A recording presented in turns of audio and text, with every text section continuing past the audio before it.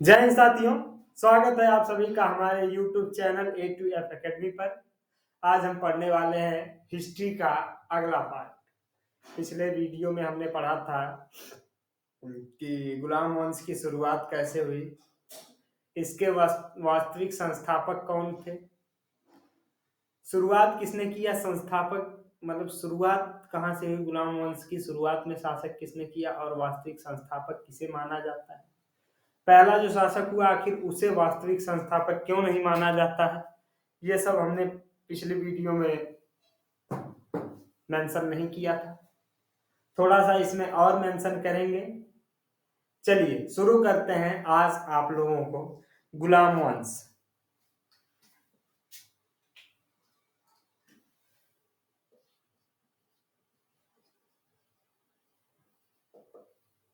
गुलाम वंश, ये गुलाम वंश जो है इस गुलाम वंश की शुरुआत 1206 ईस्वी में हुई थी। 1206 ईस्वी में, और इसका पहला जो शासक था ये था कुतुबुद्दीन ऐबक। कुतुबुद्दीन ऐबक, इसका जो शासन था 1206 से लेकर के 1210 ईस्वी तक था। ठीक, 4 ही साल शासन किया था, लेकिन 4 साल में इसका शासन काल बहुत ही अच्छा रहा। ये जो कुतुबुद्दीन ऐबक था ये बहुत ही दानवीर था, दान बहुत ज्यादा देता था, जिसकी वजह से इसको लाख बख्श हाकिम कहा जाता था। इसकी उपाधि थी, इसने राजा या सुल्तान की उपाधि नहीं धारण की, एक गुलाम के रूप में ही शासन किया। कभी भी राजा या फिर सुल्तान की उपाधि धारण ना की।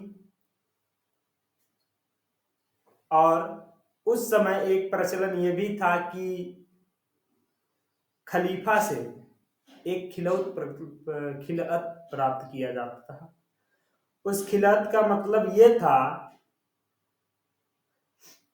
जो खिलअत प्राप्त करता था उसका मतलब ये था कि वह खलीफा से प्रमाण पत्र प्राप्त कर चुका है राजा बनने का। ठीक, और ना ही इसने अपने राज्य में खुतबा पढ़वाया। खुतबा जो है पढ़वाया जाता था, जो राजा बनता था अपने नाम का खुतबा पढ़वाता था। जगह जगह पर लोग राजा के बारे में, राजा की प्रशंसा करते थे, राजा के बारे में जान बताते थे। ये खुतबा था। उसके बाद इसने ना तो राजा बना, ना तो राजा की उपाधि धारण की, सुल्तान बना, ना तो खिलाफत प्राप्त किया, और ना ही ये खुतबा पढ़वाया था। ये जो एक ऐसा मतलब ये राजा था जो कि एक अपने गुलाम के रूप में ही शासन किया, गुलाम के रूप में शासन किया। उसके बाद इसकी जो उपाधियां थी, पहले इसको कुरान खां कहा जाता था। पहली उपाधि जो इसकी उपाधि थी, इसको कुरान खां कहा जाता था। कुरान खां या कुरान बख्श मिलता है। इसका मतलब यह है कि ये पूरे कुरान को, जो कुरान था आपका, वो पूरा कुरान वो रट डाला था, इसीलिए इसको कुरान खां कहा जाता था। इसको पूरी कुरान याद थी। उसके बाद इसकी जो दूसरी उपाधि है, दूसरी उपाधि इसकी हातिम है। हातिम, और हातिम के साथ साथ इसे लाख बख्श भी कहा जाता है। लाख बख्श, लाख बख्श भी कहते हैं। हातिम और लाख बख्श का मतलब ये है कि ये जो है बहुत ज्यादा मात्रा में दान दिया करता था गरीबों को। ये लाखों रुपए का दान दिया करता था, इसीलिए इसका नाम लाख बख्श रखा गया। इसको लाख बख्श की उपाधि दी गई। ये लाखों में दान करता था, बहुत ज्यादा दान करता था। इसकी जो है, इसके दान करने के कारण ही गरीबों में बहुत ज्यादा धन को वितरित किया करता था। धन को वितरित किया, लेकिन एक काम नहीं किया, जजिया नहीं हटाया। अरे धन को वितरित ही करना था, गरीबों की मदद ही करना था, तो जजिया कर हटा दिए होते। लेकिन ये भी जजिया कर नहीं हटाया, जो जजिया कर सिंध के आक्रमण में लगा के गया था। उसके बाद जो है ये क्या किया, इसके एक गुरु हुआ करते थे, इसके गुरु का नाम बख्तियार काकी था। बख्तियार काकी की याद में इसने कुतुब मीनार का निर्माण करवाया। अब ये जब कुतुब मीनार का निर्माण करा रहा था तो निर्माण पूरा नहीं हो पाया था, तभी इसकी मृत्यु हो जाती। उसको पूरा कराने का काम इल्तुतमिश ने किया। उसके बाद तुगलक वंश के एक शासक फिरोज शाह तुगलक फिर इसकी एक बार मरम्मत करवाते हैं। उसके बाद फिर आता है एक, जब अलाउद्दीन खिलजी, खिलजी वंश में, वो भी कहता है कि हमको भी कुतुब मीनार बनाना है, और वो कुतुब मीनार बनाने का जिम्मा अपने सबसे भरोसेमंद आदमी मलिक काफूर को सौंप देता है। कहता है कि जाओ और कुतुब मीनार के बगल में उससे भी ऊंचा एक नया कुतुब मीनार बनाओ, जिसका नाम रहेगा अलाई मीनार।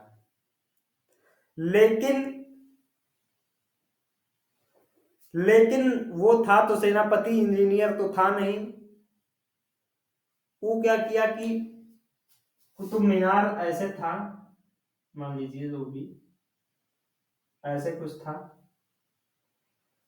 वो क्या किया कि उसकी जो कुतुब मीनार बना रहा था, ये पूरा सीधा रख दिया, सीधा सीधा दोनों दीवारों को बनवाना शुरू किया, कभी खत्म ही नहीं हुए। थोड़ी दूरी पर बनवाया, उसके बाद वापस आया, बोला महाराज, महाराज बोलते हैं बोलो।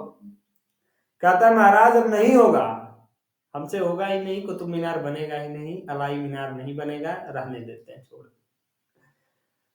तो फिर से कुतुब मीनार के बगल में नया अलाई मीनार, कुतुब मीनार से ऊंचा बनवाने वाले शासक अलाउद्दीन खिलजी था, लेकिन वो इस काम में नाकामयाब रहा।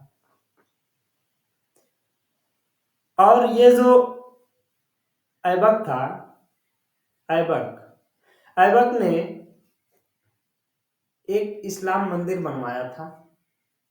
उस इस्लाम मंदिर जो बनवाया, इस्लाम मंदिर, उस इस्लाम मंदिर का जो फ्रंट द्वार होता है, जिससे मेन एंट्री होती है, जैसे किसी भी मंदिर में आप जाएंगे तो सबसे पहले आगे एक द्वार बना होता है, मेन द्वार, उसी को कहते हैं। अब आप घुसने को तो हम जानते हैं पिछले गेट से भी घुस सकते हैं, लेकिन जो मुख्य दरवाजा आगे होता है किसी भी, चाहे वो मंदिर हो, मस्जिद हो, कोई भी भवन हो, एक मेन द्वार होता है उसका घुसने का। तो ये मस्जिद तो बनवा दिया था, लेकिन उसका मेन जो है द्वार नहीं बनवाया था।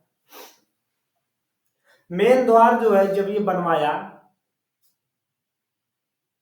सॉरी, मेन द्वार जो है इसका इल्तुतमिश ने बनवाया। अरे सॉरी यार, अलाउद्दीन खिलजी ने बनवाया। अलाउद्दीन खिलजी ने जब इसका मुख्य द्वार बनवाया तो उसका नाम रख दिया अलाई मस्जिद। उस इस्लाम मस्जिद का नाम बदल करके अलाई मस्जिद रख दिया गया। बनवाया कुतुबुद्दीन ऐबक था, बस उसका मेन द्वार नहीं बना था, मेन द्वार बनवाने के कारण उसका नाम बदल दिया गया। फिर जो है ये कुतुबुद्दीन ऐबक, कुतुबुद्दीन ऐबक ने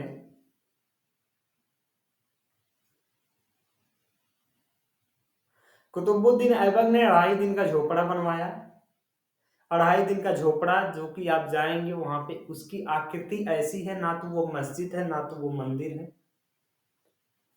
वो एक संस्कृत यूनिवर्सिटी हुआ करती थी उस समय, संस्कृत विश्वविद्यालय या संस्कृत विद्यालय हुआ करता था उस समय। उस संस्कृत विद्यालय को ये मस्जिद में कन्वर्ट कर दिया और 2.5 दिन में बनकर के कंप्लीट हुआ, इसलिए इसका नाम 2.5 दिन का झोपड़ा रखा गया।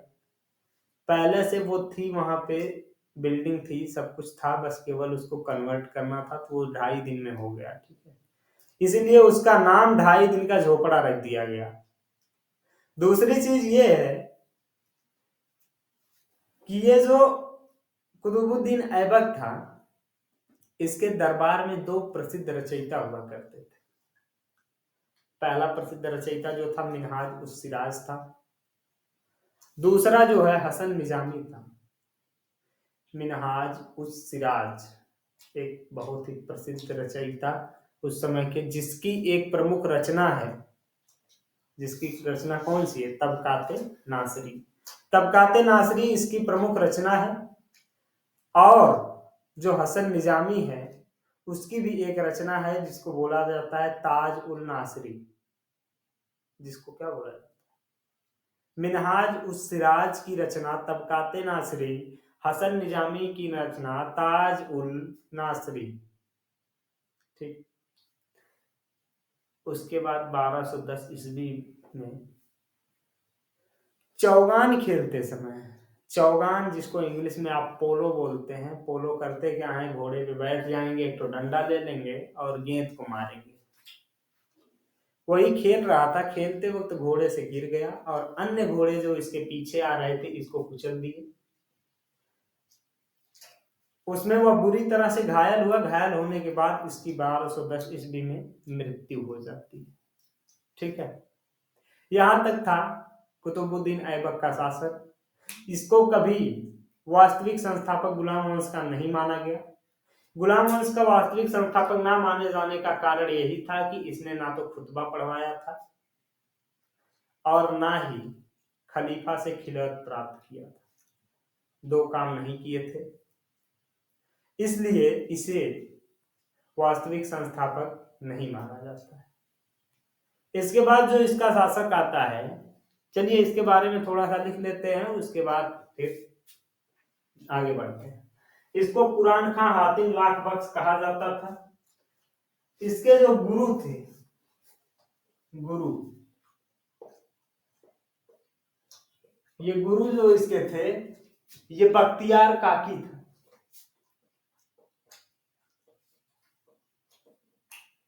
बख्तियार काकी। इन्हीं की याद में इन्हीं की याद में कुतुबुद्दीन ऐबक ने कुतुब मीनार बनवाया था। इनकी याद में कुतुब मीनार बनवाया गया।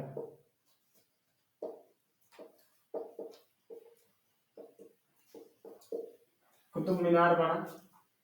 जब ये शासक था कुतुबुद्दीन ऐबक, तो कुतुब मीनार पूरी तरह से कंप्लीट नहीं हुआ था। उसको कंप्लीट जो है इल्तुतमिश ने करवाया। उसके बाद जो है इसमें लिख लीजिए, इसके थोड़ा सा निर्माण कार्यों को लिख लीजिए। पहली बात तो ये कुतुब मीनार बनवाया।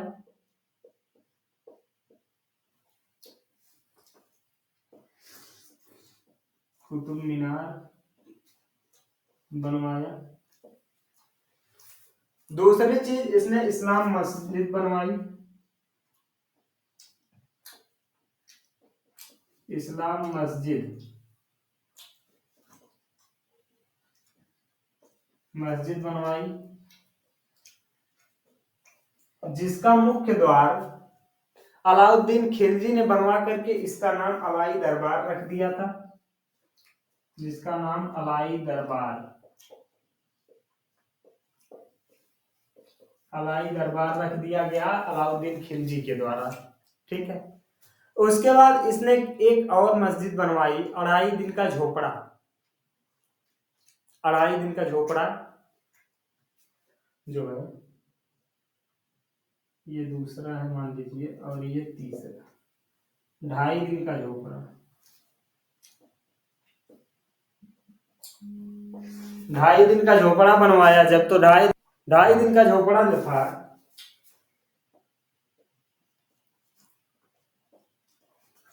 2.5 दिन का झोपड़ा, ये 2.5 दिन में ही कंप्लीट हो गया था। ये 2.5 दिन में कंप्लीट हो गया था, इसीलिए इसको 2.5 दिन का झोपड़ा कहा जाता है। ये पहले संस्कृत का विद्यालय था, संस्कृत का विद्यालय था, संस्कृत का विद्यालय था। उसके बाद फिर जो है ये मतलब ये 2-3 मस्जिद बनवाया, कुतुब मीनार बनवाया। कुतुब मीनार जैसा कि हमने बताया कि कुतुब मीनार एक अलाउद्दीन खिलजी भी बनाने का प्रयास किया, अलाई मीनार, लेकिन सक्सेस नहीं हुआ। इसके दरबार में 2 प्रसिद्ध रचयिता रहते थे। 2 प्रसिद्ध रचयिता कौन कौन से थे देख लीजिए। इसके दरबार में रचयिता, पहला जो था मिनहाज उस सिराज। पहला कौन था? मिनहाज उस सिराज, मिनहाज उस सिराज। दूसरा कौन था? हसन निजामी। दूसरा जो था हसन निजामी।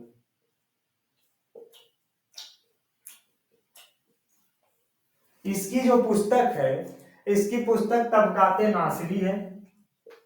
इसकी पुस्तक तबकाते नासिरी इसकी पुस्तक है। और ये हसन निजामी की जो पुस्तक है इसको बोलते हैं ताजुल नासरी, ताज उल नासरी बोला जाता है। ठीक है, ये 2 रचयिता थे, प्रसिद्ध रचयिता, और दोनों ने अलग अलग पुस्तक लिखी थी। दोनों बहुत ही प्रसिद्ध उस समय के रचनाकार माने जाते हैं। उसके बाद फिर लिखना है कि 1210 ईस्वी में, 1210 ईस्वी में कुतुबुद्दीन ऐबक की, कुतुबुद्दीन ऐबक की चौगान खेलते समय मृत्यु हो गई। चौगान खेलते समय मृत्यु हो गई। ठीक, कुतुबुद्दीन ऐबक की 1210 ईस्वी में चौगान खेलते समय मृत्यु हो जाती है। इसके बाद एक शासक आता है जिसका नाम होता है आराम शाह। जैसा नाम वैसा काम, आराम शाह आराम से शासन करने वाला था। इसका शासन ज्यादा दिन चला नहीं, 1210 में शासक बना, 1211 में इसको हटा दिया गया। 1210 में आराम शाह शासक बनता है। इधर आराम शाह,